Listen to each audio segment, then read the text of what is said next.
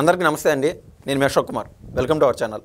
ఇవాళ దేశవ్యాప్తంగా hot news ఏదైనా ఉందంటే ఢిల్లీ ఎన్నికల ఫలితాలు. ఈ యొక్క ఢిల్లీ ఎన్నికల ఫలితాలు ఇప్పుడు కరెంట్ అప్డేట్ ఏ విధంగా ఉండదో ఒకసారి ముందు తెలుసుకునే ప్రయత్నం చేద్దాం. ఢిల్లీ ఎన్నికల ఫలితాల్లో బీజేపీ యొక్క పార్టీ దాదాపు 50% ఓట్లు అయితే సంపాదించుకుంది. ఇప్పుడున్న ట్రెండ్ ప్రకారం ఈ యొక్క ఆమ్ ఆద్మీ పార్టీ 44% ఓట్లు కైవసం చేసుకున్నది. ఇంకొక 6% కాంగ్రెస్ పార్టీ ఓటింగ్ పర్సంటేజ్ అయితే నమోదు చేసుకుంది. అయితే 70 సీట్లు గల ఈ యొక్క ఢిల్లీ పీఠం ఈ యొక్క మ్యాజిక్ ఫిగర్ ఎంతంటే 36 సీట్లు. ఈ 36 సీట్లలో ఇప్పుడు ఈ నిమిషానికి మనకు అందుతున్న ట్రెండ్ ప్రకారం ఢిల్లీలో 43 ఎమ్మెల్యే సీట్లు బీజేపీ అయితే గెలుచుకుంటుంది అని ఇప్పుడు అయితే ట్రెండ్ చూపిస్తూ ఉన్నది.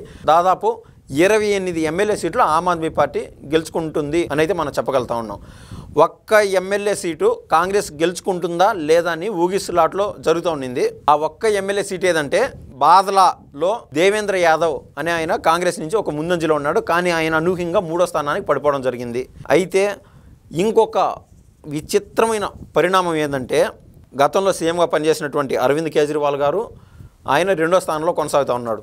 ఇంకా అంటే 10-12 రౌండ్లు మిగిలి ఉన్నాయి. జైల్లో ఉండగా సీఎంగా పనిచేసినటువంటి అతీషి ఆయన కూడా వెనకంజలో ఉండడం అదొక విచిత్రంగా చోటు చేసుకున్న పరిణామం. ఇవాళ బాబు గారు ఢిల్లీ పర్యటన చేసిన విషయం మనందరికీ విదితమే. ఎన్నికల ప్రచారంలో భాగంగా అందులో భాగంగా ఆయన ఎక్కడెక్కడ ప్రచారం చేశాడు, వాటిల్లో ఏవి సత్ఫలితాన్ని ఇచ్చాయి అనేది మనం ఒకసారి చూద్దాము. ఢిల్లీలో చంద్రబాబు గారు ప్రచారం చేసింది షాదారాల అనే నియోజకవర్గంలో ప్రచారం చేశాడు. అదేవిధంగా విశ్వాస్ నగర్లో ప్రచారం చేశాడు.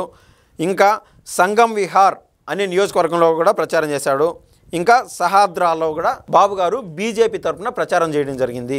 ఇందులో భాగంగా ఏదైతే బాబు గారు ప్రచారం చేశాడో 4 నియోజకవర్గాలు, ఈ 4 నియోజకవర్గాల్లో బీజేపీ అఖండ మెజారిటీతో ముందుకెళ్తూ ఉన్నది. ఇంకా 6-7 రౌండ్స్ అయితే మిగిలి ఉన్నాయి. దీన్ని బట్టి మనం ఏం చెప్పొచ్చు అంటే బాబు గారు ఎక్కడైతే పర్యటన చేశారో అక్కడ బీజేపీకి సత్ఫలితాన్ని ఇచ్చిందని అయితే మనం చెప్పచ్చు. ఇక్కడ ముఖ్యంగా బీజేపీకి ఢిల్లీ పీఠము ఎంత అవసరమో మనందరికీ తెలిసిందే. ఈ యొక్క ఢిల్లీ పీఠాన్ని 27 సంవత్సరాల ముందు సుష్మా స్వరాజ్ గారు సీఎంగా పనిచేసినారు. 27 సంవత్సరాల ముందు బీజేపీ ఆధీనంలో ఉండేది ఈ యొక్క ఢిల్లీ పీఠం. తర్వాత షీలా దీక్షిత్ గారు వరుసగా 3 టర్ములు అంటే 15 సంవత్సరాల పాటు సీఎంగా పనిచేశారు. తర్వాత ఆమ్ ఆద్మీ పార్టీ వరుసగా 2 టర్మ్స్ సీఎంగా పనిచేయడం జరిగింది అరవింద్ కేజ్రీవాల్ గారు. ఈ యొక్క అరవింద్ కేజ్రీవాల్ గారు సీఎంగా ఉన్నప్పుడు ఆయన సీఎం కాకుండా షీలా దీక్షిత్ గారు ఢిల్లీ పీఠంలో సీఎంగా పనిచేస్తున్న సమయం నుంచి నరేంద్ర మోడీ గారు దేశానికి ప్రధానమంత్రిగా పనిచేస్తూ వస్తున్నారు. మనందరికీ విదితమే. ఆయన ప్రధానమంత్రిగా ఉండి ఢిల్లీ పీఠము నరేంద్ర మోడీ గారి చేతల్లోనో బీజేపీ చేతల్లోనో లేకపోవడము బీజేపీకి పంటి కింద రాయి మాదిరి తయారైపోయింది.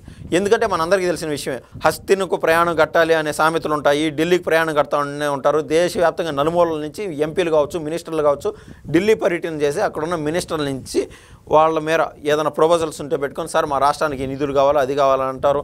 లేదా రకరకాల ఏదైనా బిజినెస్ టర్మ్స్ కావచ్చు అన్నీ ఢిల్లీలో సాగుతూ ఉంటాయి. దేశవ్యాప్తంగా ఈ యొక్క అధికారం బీజేపీ చేతల్లో ఉండి ఒక ఢిల్లీ యొక్క స్టేట్ మాత్రం బీజేపీ చేతల్లో లేకపోవడం బీజేపీకి చాలా బాధాకరంగా ఉండేది. కానీ దాన్ని కూడా వీళ్ళు క్లీన్ స్వీప్ చేయగలిగినారు ఇవాళ. దీనికి అమిత్ షా గారి యొక్క ఏదైతే ఉత్తరప్రదేశ్లో గతంలో దాదాపు 52 సీట్లు ఉంటే 52 సీట్లలో ఒక్క చోట, అదేవిధంగా ఇంకొక 2 చోట్ల ఎక్కడంటే మేనకా గాంధీ గారు అదేవిధంగా వరుణ్ గాంధీ గారు ఇద్దరు మాత్రమే ఎంపీలుగా పనిచేసేవాళ్ళు ఇది బీజేపీ తరఫున. అక్కడ బీజేపీ క్లీన్ స్వీప్ చేసింది ఒక్కగానొక దశలో. కేవలం సోనియా గాంధీ, రాహుల్ గాంధీ మాత్రమే గెలిచారు.